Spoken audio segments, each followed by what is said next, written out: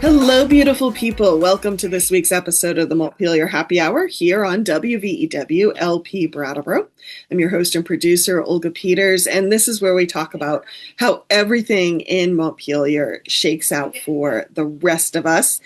And hey, Randy Holhut, news editor for The Commons. How are you feeling the day after Thanksgiving? Did you have a good meal? I had a good meal, not too much of it. Tried to keep it in control, so I wasn't in a turkey coma afterwards. But then we had it late for supper rather than for lunch. Oh, that was smart. That was smart. Well, I Well, hope everyone out there who's listening had a good holiday with the people you care about, or had the holiday you wanted to have. We'll put it that way. I am still with friends, visiting with friends, so you may hear some noise in the background, or you may see a little gray kitty dart through the screen. So yes, you've been warned. nothing wrong with kitties. We love kitties on the Montpelier Happy Hour, and dogs. Dogs are okay too. So Randy, you know where I would like to start Yes. is when I'm out and about. The main question I have been hearing the most from folks is, how is the Commons doing, and how is the joining with Deerfield Valley News over in the Deerfield Valley, Wilmington and Dover, Whitingham area? How is that going? Okay. Well, I might as well issue the disclaimer right now that the views expressed now are my opinions and don't necessarily reflect Vermont Independent Media. But Well done.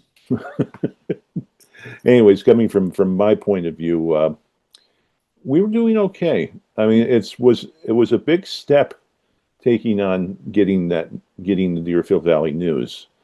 It was, I was really not enthused about the prospect because I just thought, we're having it's hard enough to run our paper. Do we need another to worry about?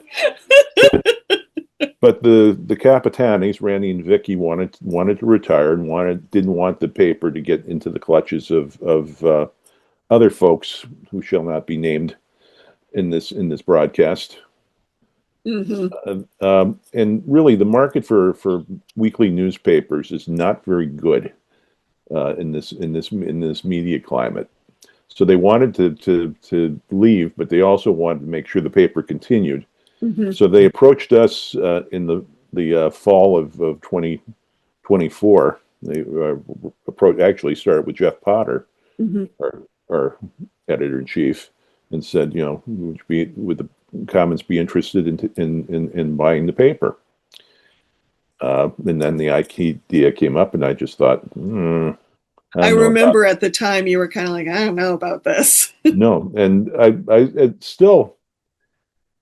it took a lot of doing, but the main thing that finally convinced me that was possible was the fact that since this was an asset sale, the only thing that the Capitanes were selling to Vermont Independent Media was the paper itself. Mm-hmm. So with the stroke of a pen, they would become a nonprofit too. And so as of when the purchase took place, right around in August, the end of August, the paper became a nonprofit. But it's at the same time, they're still trying to figure out what that means over there in Wilmington. And it's, the papers are two really distinct newspapers, and the regions are two really distinct. They are, yeah. And we're discovering that advertisers in Brattleboro are very interested in advertising in the Deerfield Valley News. Oh, no kidding. But it doesn't work the other way. Huh. And that's because, as you know from all your years of living in the Southeast Kingdom, it's Brattleboro to Wilmington is a lot further away than Wilmington to Brattleboro. Yes. Going downhill, it's fine, and people are used to going downhill. I mean, as a Whitingham girl, you can go to North Adams, you can go to Greenfield, you can go to Pennington, you can go to Brattleboro. Mm-hmm. Yeah. Yep. You're kind of, even though it takes you 45 minutes to get to all of them, Yes, you are kind of centrally located in a very odd way. well, nowhere but centrally located. And as for sharing of resources, we're still working toward that because we discovered when we got the paper that the way we do things and the way they do things are very different.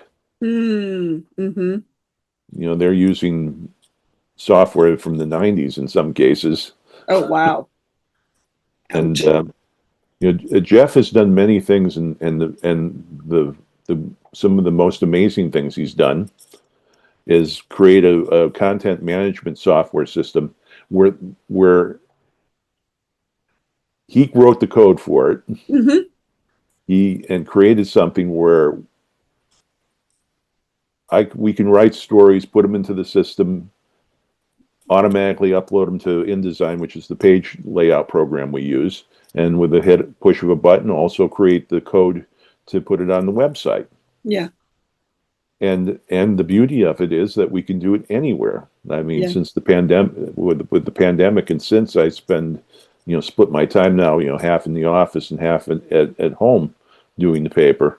Mm-hmm. But it's easy to do, and the folks in the Deerfield Valley News still think they're in those Norman Rockwell paintings of the country editor, and the newspapers of people coming in to drop off their ads or gossip about what's going on in town. Mm-hmm. And the idea of being able to work remotely, and the fact that we can put out a comments from anywhere in the world, so long as we have internet. Yeah. Yeah. So, Well, the pandemic really was a trial by fire on that one, but but we we did were it. but we were ready for it because we had that system in place. So it was rather seamless for us Mm-hmm. to do that you were able to and for you in Whitingham, you didn't have to go into town all the time. Yeah. Which is in the wintertime is very nice because downhill is fine, but it's it's often quite icy.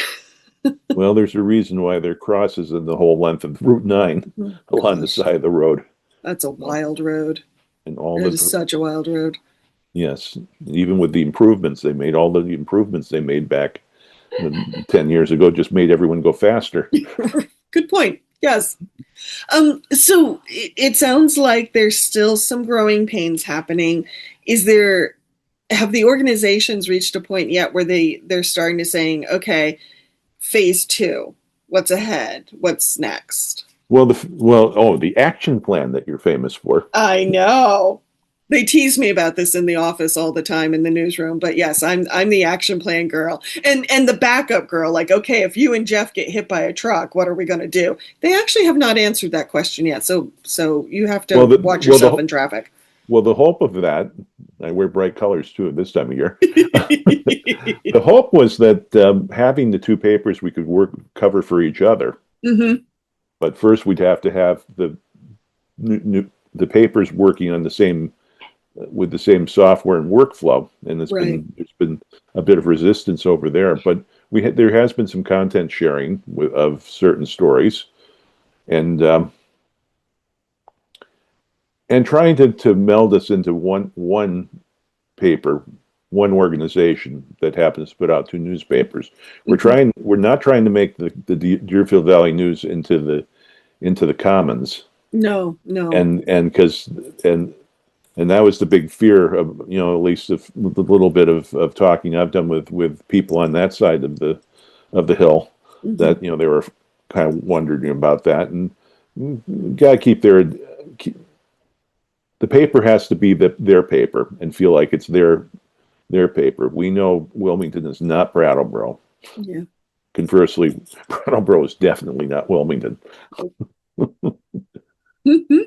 Or Dover. Or Dover, or Wardsboro, or Whitingham, or Halifax, or no. I mean, the thing about that the west end of Windham County is it's always kind of has some of the most money over there, and also some of the worst poverty of the county. Yeah. And in the dichotomy of that, of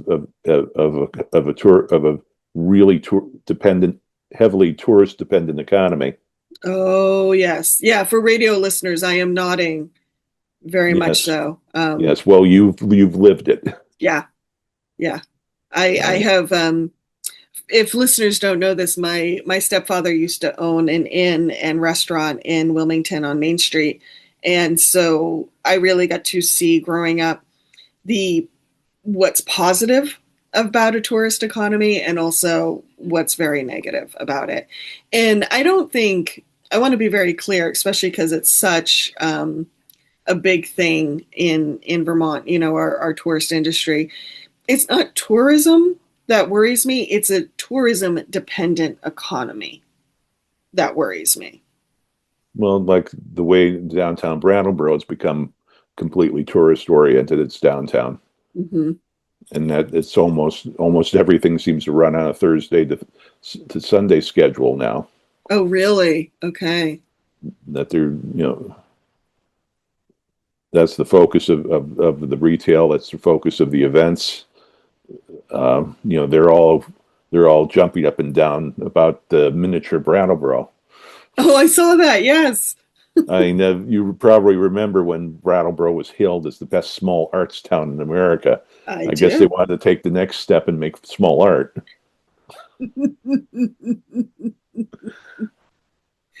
Mm-hmm. Yes, I'm making fun of miniature Brattleboro, but then I made fun of the trolling of heifers. I thought it was the stupidest thing I've ever heard. Marching cows down Main Street. Little did I know. And Joyce is laughing over on the other side of the living room too during that, because she had her sources from Deep Buttercup. She called about the parade, and it turned out to be a lot of fun. At least the first few editions of it before it became a tourist attraction. Yeah, before it tipped the balance. Yeah, but the first one, coming when it did in right after 9/11, the first big parade in Brattleboro, mm-hmm. And it was just it was fun. Yeah. And it kind of lost that fun part after a while. And I'm sure that with miniature Brattleboro, there'll be a lot of fun about that too. I mean, all the storefronts have got their little displays now, and but it still just seems, come on. You'd like to see something else. Dollhouses? Well, I guess if it gets people in the Brattleboro and gets them tourists to part with their money and support all the downtown businesses, it's all good. Even if I think it's kind of dumb. But that's the opinions of Randolph T. Holhut, and not necessarily the opinions of Vermont Independent Media and the Commons. Why, thank you. I'm the cranky old editor. Yeah, we used to call Jeff and Randy in the newsroom. Jeff was Kumbaya and Randy was Damn It. So it'd be conversations with Kumbaya and Damn It. If you ever want to start a podcast with Jeff, there you go. That's the title. So the transition's happening, and I have to say, thanks to the donation we got for the purchase of the paper, which was a very big deal. Mm-hmm. That's we've been able to keep a paper independent and nonprofit, and so the community has more of a stake in it. Mm-hmm. And it in the long run it could have benefits, but in the short run it's been really bumpy and painful. But as all kind of transitions go like that, but it's nice to see that nonprofit journalism is getting a lot more attention. This past week, there was the news that the Commons received a $10,000 grant from the local civic journalism initiative that's being put together by the Vermont Community Foundation and the Secretary of State's office. Mm-hmm. Sarah Copeland Hans's, I guess I got that right. Yes, you did. Has been a big proponent of supporting local journalism, Yeah. as part of her whole philosophy of civic engagement. Yeah, and strengthening residents' civic skills and civic knowledge. Yeah, and connections to their community, mm-hmm. and a good local media ecosystem really makes a difference in that. And the a group that formed recently called the Vermont Journalism Coalition. It's a group. It's kind of like the old Vermont. Well, the Vermont Press Association still exists, although, yeah, hasn't done an awful lot. But I think it's kind of that organization, only expanding it to also to other media. So the television stations in Vermont are involved in it, and as well as radio stations, and both nonprofit and for-profit. But all recognizing that we're kind of in this together, and that supporting local media helps make for better communities. Yeah. So that was a nice achievement. We were talking before we started recording here about our annual appeal, mm-hmm. and it's been going well, and it's been going well for the last few years, because I'm really gratified by how many people out there really love the paper, really depend on the paper, and are willing to show that love, and pay money for their free newspaper. It still amazes me, after 15 years of being there, that it's still happening, that people still love us. They still appreciate what we can do and don't get too down on us from what we can't do, because mm-hmm. we're still woefully understaffed. We could use more people and more resources to do a better newspaper. We put out a good paper considering what we have, but we could do so much more if we had the wherewithal to do that more. Mm-hmm. Like, say, getting some more correspondents working for us. And, and this would be a good opportunity for anyone within the sound of my voice. The Commons and Deerfield Valley News wants you. Well, since you're pitching positions, why don't you quickly tell people what a correspondent would be, what they would do, what their responsibilities would be if they were one? Well, we're looking for just people write stories about the town, the places they live in, to follow the town boards, the select board, and their region, their school boards, to tell us about people and things that we might not know about that are interesting. And we've had lots of people pass through the Commons like that. That's how our host here, Olga, started almost 20 years ago. Oh my gosh. Yes. Well, 18 years ago. Oh my gosh, my journalism career can vote. It's old enough to vote. Well, that's how much time has passed. And if you're like me, you can't account for any of the last 18 years at the Commons. That's just been a total blur. Mm-hmm. And you think working for a weekly newspaper, you'd slow down some. No. That's still... And especially if you're, I kind of do what it would take, wear so many different hats. I need a, coat rack and a hat rack to take care of everything. I know, it's why I always stumble on your title when I'm introducing you on the show, because news editor just isn't really what you do. Well, I think it's much more. Well, I think it's the most important thing to do, since I'm kind of the first point of contact on stories. Mm-hmm. Everything that flows in through email or the phone comes to me first. Mm-hmm. And and watching over the milestones page and the arts section and the local briefs and when I want to escape from all of it, writing the sports page. Yeah, which we should actually mention before the show ends today. Bringing it back to correspondences really quickly. So if you're a person who enjoys, or it's really important to you to like sit in and watch your local school board or your local select board or planning commission or whatever it is, if that's something that you enjoy doing, we can show you the rest.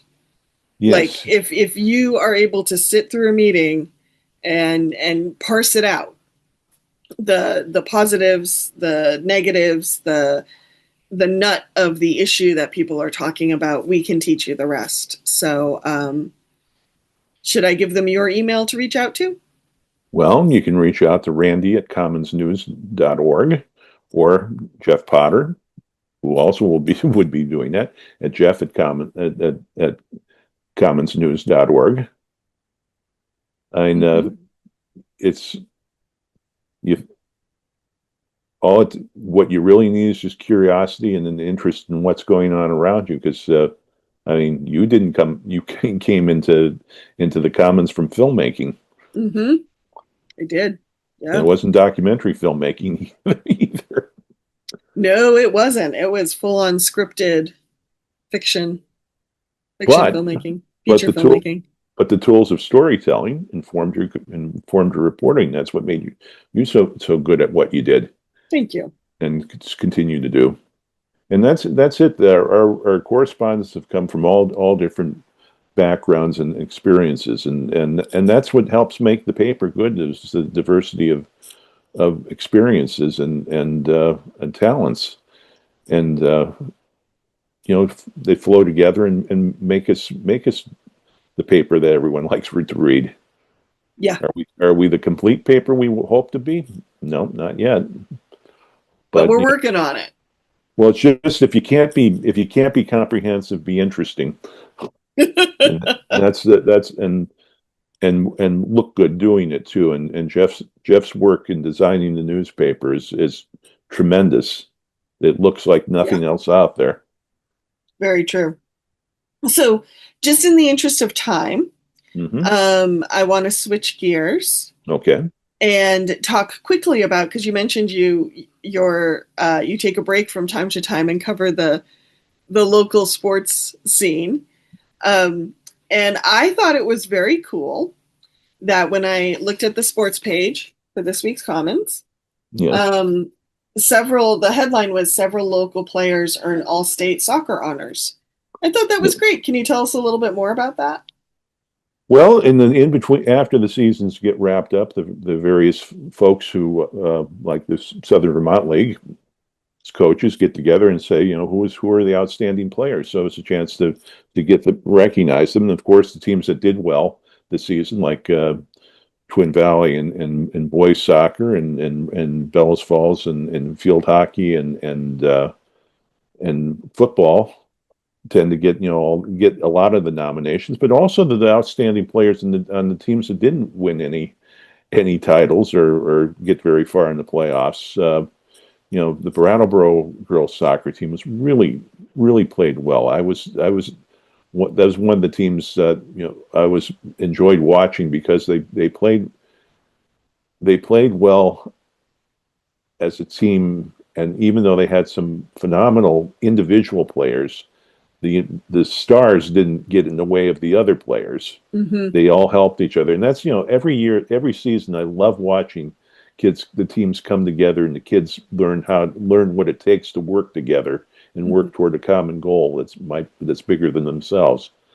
And, that's the whole point of this. It's another stage of the education process at the schools.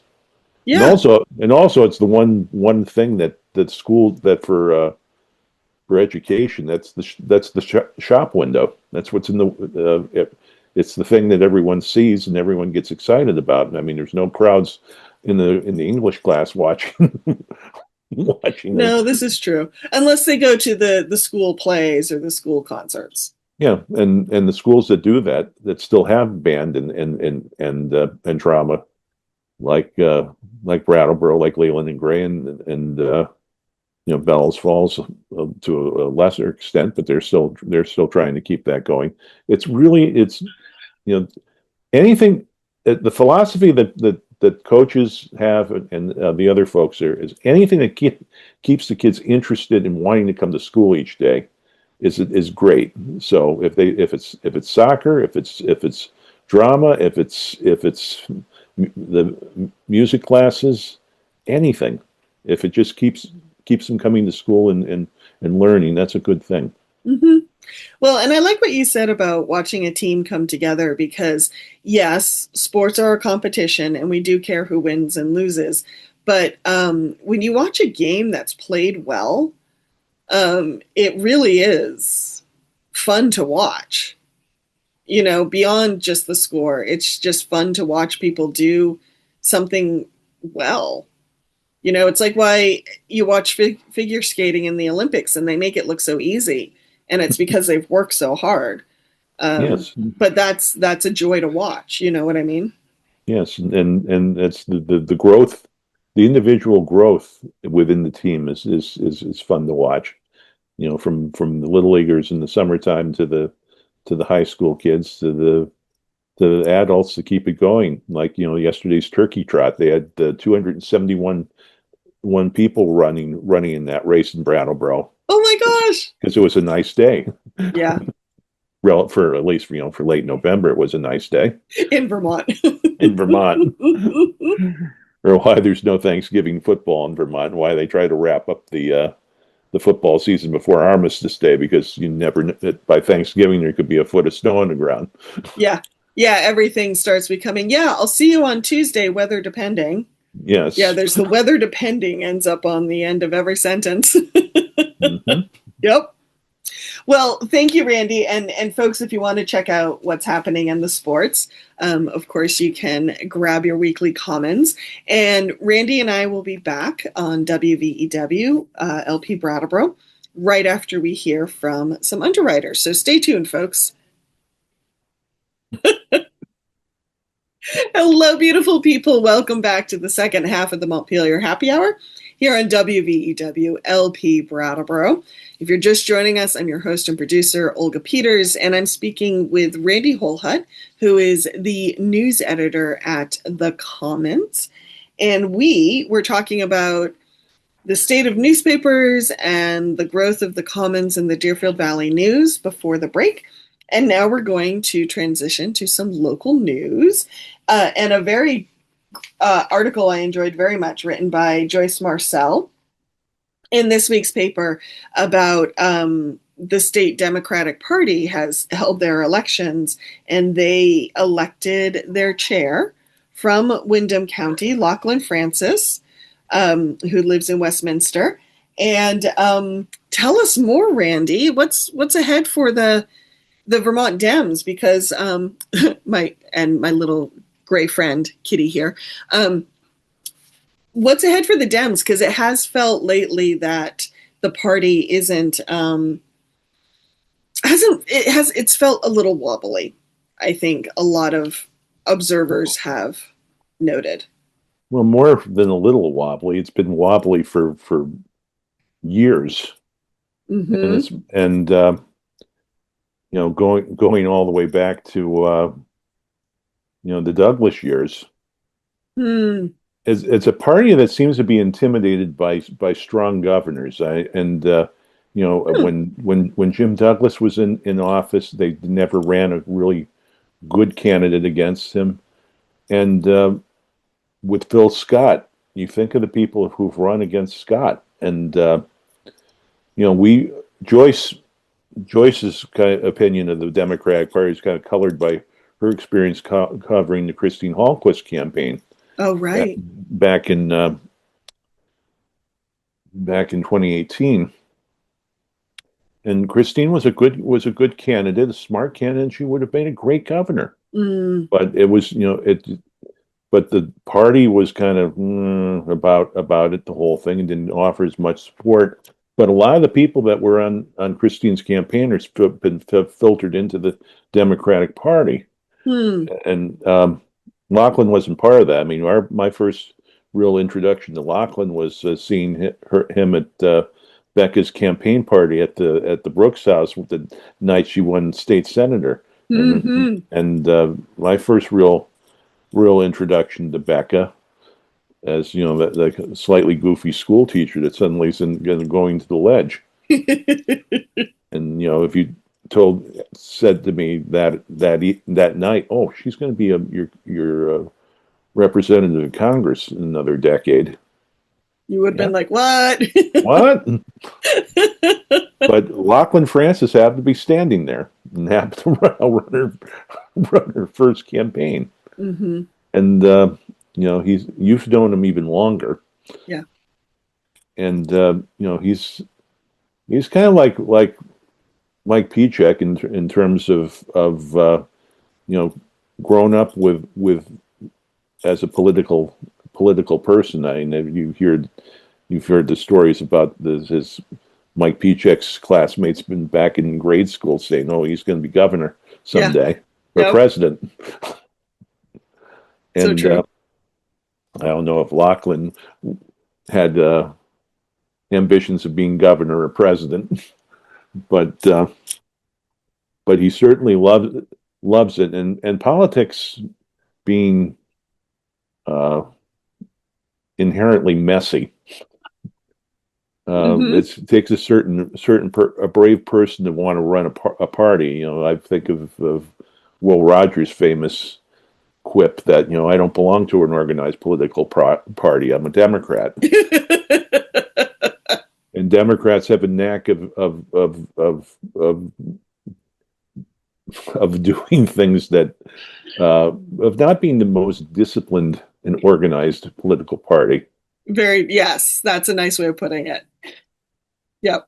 Well, and regular listeners may remember, it was either last summer or the summer before, Lachlan actually came on the happy hour and we had a conversation with him. And one thing that stood out for me from that conversation was he noted how Vermonters, and we know this, that Vermonters really aren't necessarily hardcore party members.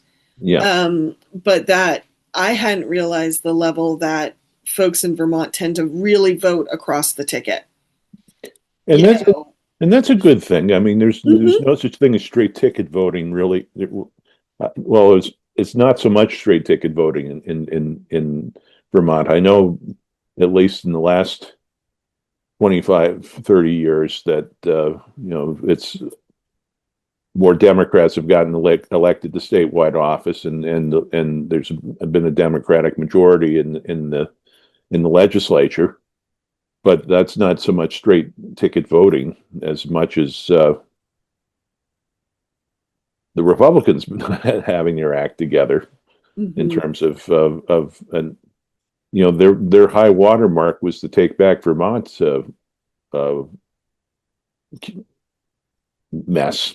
Oh yeah, right. And you know, that gave them the control of the legislature, and a lot of Democrats lost their seats.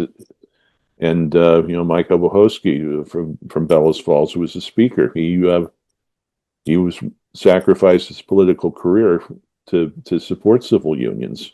And you know, he was vindicated, like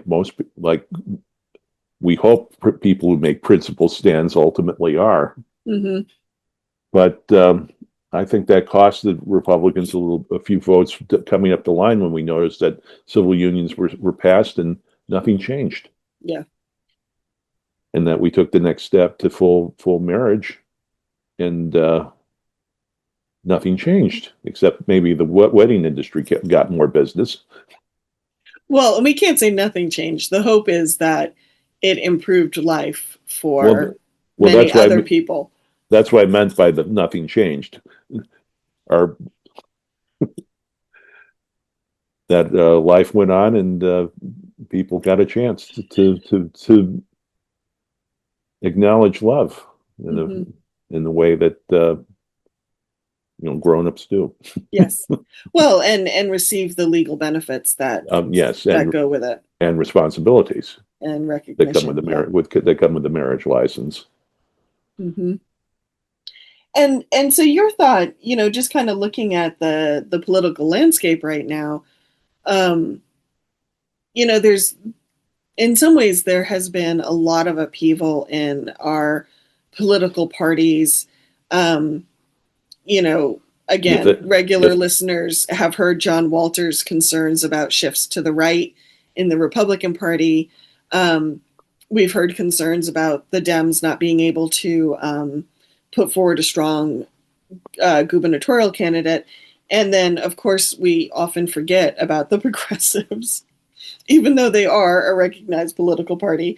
So what's the landscape look like for you right now? Well, I mean, kind of the conventional wisdom is that Vermont is 40% Democrats, 40% Republicans, and 20% that are either independents, progressives, or unaffiliated, Mm-hmm. and that the elections are all won on that 20%. Good point. And that's we heard about the Jim Douglas Democrats who kept electing him governor, Yeah. and Phil Scott Democrats too, I guess you'd say. But Mm-hmm. I really wonder whether Phil Scott has it in him to run for a sixth term. I mean, even Howard Dean didn't run for six terms. Yeah.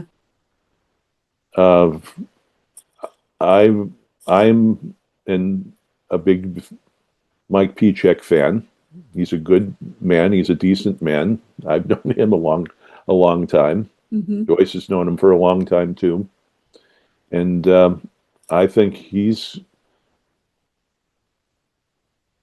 But the question is, everyone in Vermont, everyone's so polite and they wait their turn. Yes. Yes. You don't see a candidate like a candidate who wants to jump the line and say, I'm enough about decorum. I'm going for it. I'm going to run for this seat. Yeah. And my personal feeling, and again, opinion of Holhut, not of the Commons, this is now or never for Mike Piechek, or for that matter, for the other Democrats that have been talked about, Charity Clark and Sarah Copeland Hanses. Mm-hmm. Those are the three big statewide candidates. But I think Mike certainly has, the organization in place or coalescing around him. Yeah. Has some good people working for him. He has name recognition. We remember those the chalk talks he gave during the pandemic. Right. He was the stat guy tracking the stuff. Mm-hmm. Kudos to Phil Scott for trusting Dr. Levine and Mike Piechek to be the guys providing the good data that informed the public health choices that were made that allowed Vermont to have fewer people die compared to that's other the places. Important thing at the end of the day. Yeah, and that's what public health does, and that's what basing public health decisions on science does for you. You live longer. Imagine that. Imagine that. So and as for the lower the down ticket, there's recruiting candidates has always been difficult. Mm-hmm. But you see the Vermont Republican Party kind of coalescing into the AMAGA Party, and as we saw in the off year elections around the country, MAGA's not working anymore. Mm-hmm. People are starting to catch on that the current administration really doesn't care an awful lot about them. And there's the meme on the internet, the leopards eating faces party. Oh, jeez. I haven't seen that one. Missed that. Well, Well, it's kind of a riff on one of those kind of Florida man type stories of, someone had a pet leopard, and one day the leopard decided to eat the guy's face. Gotcha. And the response, I never imagined that it would eat my face. I think there's the old story of the frog and the snake or the Well, scorpion. this is more of a Florida man version of it. Yes. But Yep. that I wanted all the scary brown people deported. I didn't know the people working in my barn were going to get deported. Mm-hmm. Mm-hmm. I wanted him to go after all those icky queers, but I didn't know that my groceries would go up 20%, or Surprise, surprise. all this other stuff. You vote for this and you got that. Yeah. And it always happens. Mm. Yeah. And so next year's election, if you're a Democrat running for office and you can't win, you're probably a lousy candidate. Okay. Because the off-year election was a referendum on Trump 2.0. Right. Next year's election is definitely going to be a referendum on Trump 2.0. Yes. And also in Vermont. And then I think the theory of, well, people are vote for the person, not the party. And if Phil Scott runs, well, a Democrat can't win. Mm-hmm. I'm not so sure about that. And that's why I think, if for the folks running for statewide office, and there'll be a domino effect when people, after the ledge lets out, to make decisions about running. This is the year. 2026 is the year to run. You're not going to ever have a better environment to run as a Democrat. Conversely, if you're a Republican, you got a lot of explaining to do. Mm-hmm.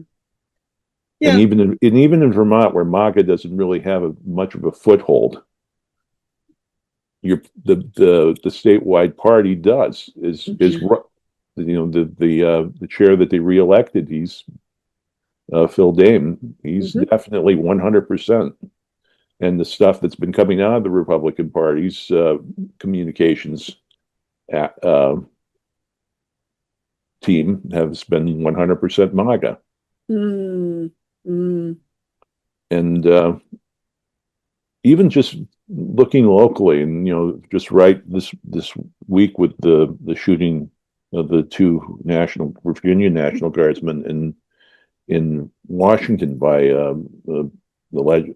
allegedly Afghan national who worked for the Americans in Afghanistan, and traveled all the way from the West Coast to Washington to do this. And now it's being used as a way to eliminate all immigration and have all the Afghans get reinvestigated. That they're trying to run that through. Yeah. Windham County's experience with Afghanis has been a lot different. Yes. I would argue that was one of the best things that's happened to Brattleboro in the last decade or so. Having that shot of energy, of creativity that they brought. Yeah. And seeing how well, thanks to the community that supported them, they adapted to living here, and how much they've contributed. And that's the big part. How much has been contributed? How much has been contributed? Yeah, a lot. And that, the absolute insanity of throwing all that away. And not just for the Afghanis, but for all the other folks that Vermont has taken in as asylum seekers. Yes. This country we all came from somewhere else. Some of us willingly, some of us not willingly. Yeah. But we all came from somewhere else. We all our ancestors all played their role in building this country. Yeah. So, And it's amazing how some people forget that. yes, it is amazing how soon people forget that. Hmm. But that's a roundabout way of saying it's a good. It's going to be tough for Republicans in Vermont to get reelected, I think. Okay. You heard it here, folks. The next round of elections, we'll have to sit and check. But then I lost a bet with Nancy Browse that Christine Hallquist would beat Phil Scott. Oh dear. So, um, for entertainment purposes only, don't use this as a basis for any wagering. Once again, the views and opinions on the Montpelier Happy Hour belong to the host and the guests and nobody else. Um, so let's quickly, where should we head next, Randy? Do you want to talk about BMH or BCTV? Well, BCTV, hooray and congratulations on 50 years, and they're a big part of our landscape. Yeah. The work that's been done, especially was this past week's paper, the interview that Annie Landenberger did with Court Trowbridge. Mm-hmm. She was a big factor in the growth of BCTV over the last 15 years or so. Yeah. And it's for real. It's not a bunch of goofy people with cameras. They're doing great work in covering the community. And Yeah, and provide, I mean, when we talk about community access and PEG stations, what's it? Public access, education, and government. yeah, I might have those initials not completely correct, but when you talk about access, BCTV, I think, has done a sterling job of increasing access, especially to local government. and of course BCTV working with WVEW and doing more. Johnny Gifford, the current ED of BCTV, this big ties with WVEW, Mm-hmm. and trying to get the cross pollination of shows between the two mediums, and also the working together to get state funding to do things like help harden the radio station and the television station for the next Irene. Yeah, I think let's spend a minute on that because that was new to come out of their 50th celebration was that news that they are now BCTV is now a line item or not just BCTV, public access stations are a line item in the state budget now. That we saw during the flooding in northern Vermont in 2023 and 24, and some of the disasters in other places around the country, that that the public broadcasters played a big role in providing information to people in emergencies. That was in some cases the only source of information. Yeah, and it's kind of important.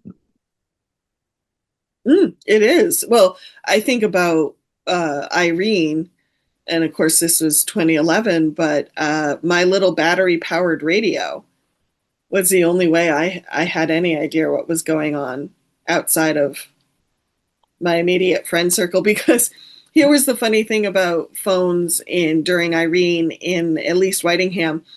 Um, the phone lines went down or the switch yard went down. Something went down where we could only call within the 368 exchange.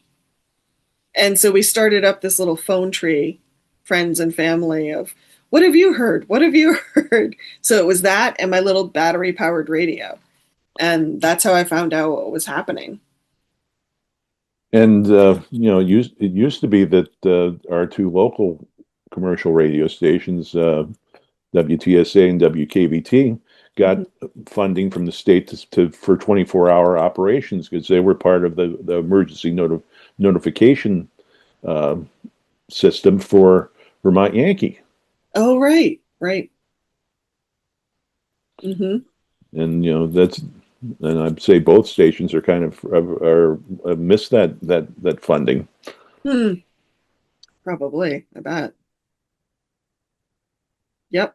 So yeah, very well done, BCTV, and here's to another 50 years Yes, of doing some great community service and providing a place for anyone to have a voice and a show. And I think not only is there the component of public safety involved, but there is that component of free speech yes.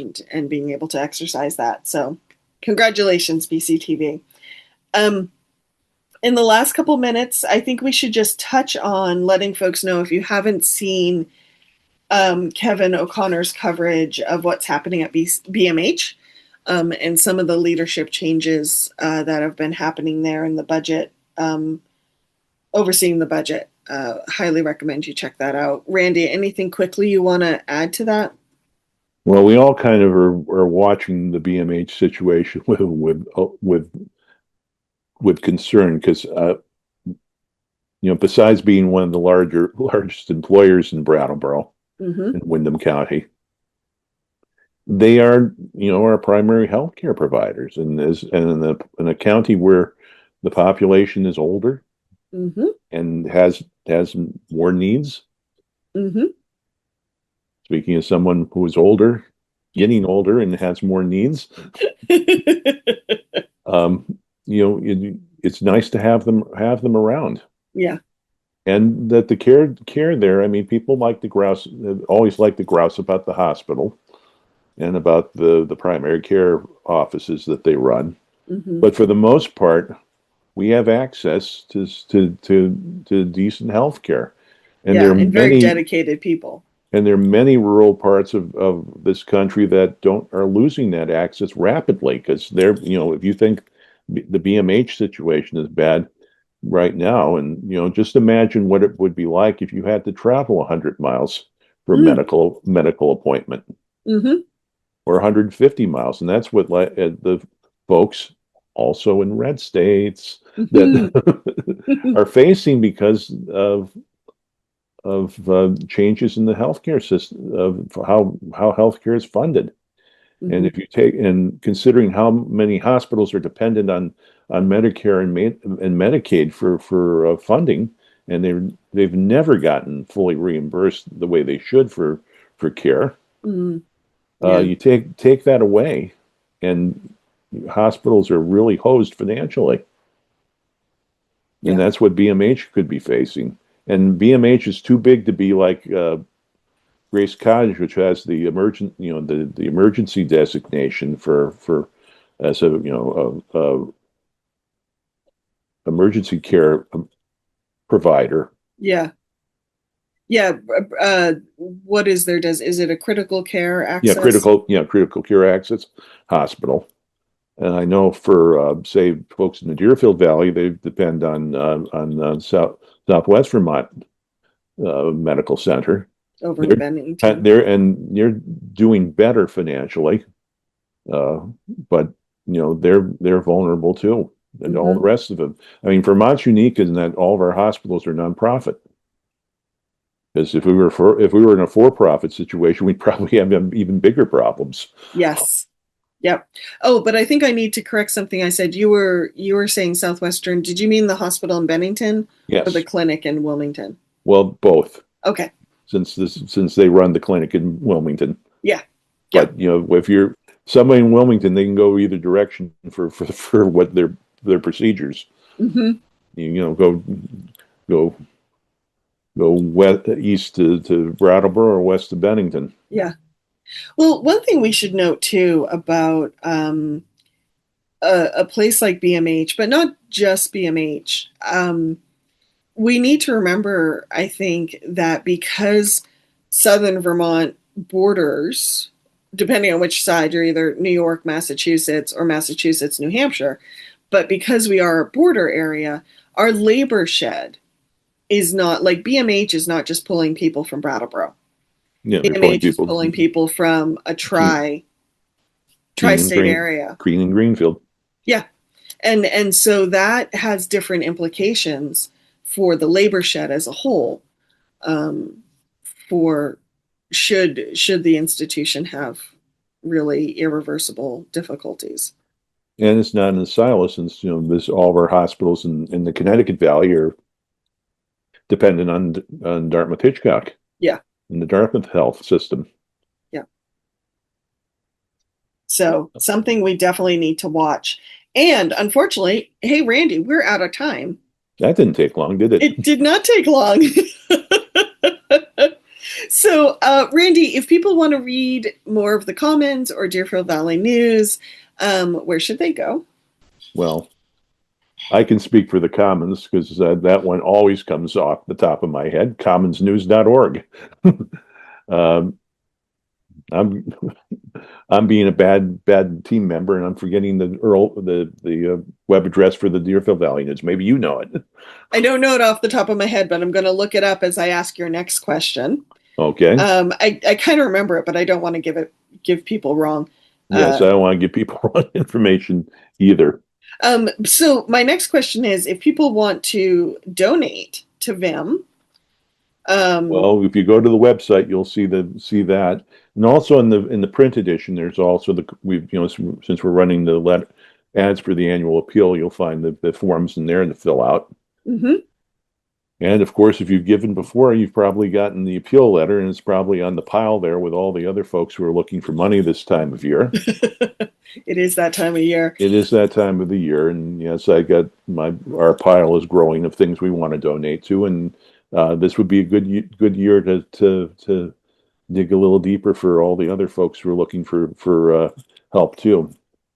So, listeners, if you want to check out the Deerfield Valley News, it is on sale around the Deerfield Valley at newsstands. But the website is Deerfield Valley News spelled out .org. Yeah, that's the new address. But unfortunately, it's still behind the paywall, and yes. they still charge for it at the newsstands. Mm-hmm. So it's complicated. That's a work in progress. Yes. In the meantime, I also want to just thank BCTV for taking the video version of the Montpelier Happy Hour, sharing it with public access stations around the state. And just remind folks that the Montpelier Happy Hour is on WVEW, LP Brattleboro, every Friday at 2 p.m., rebroadcasted on Wednesday mornings. And have a great weekend, everyone. So glad you tuned in, and take care.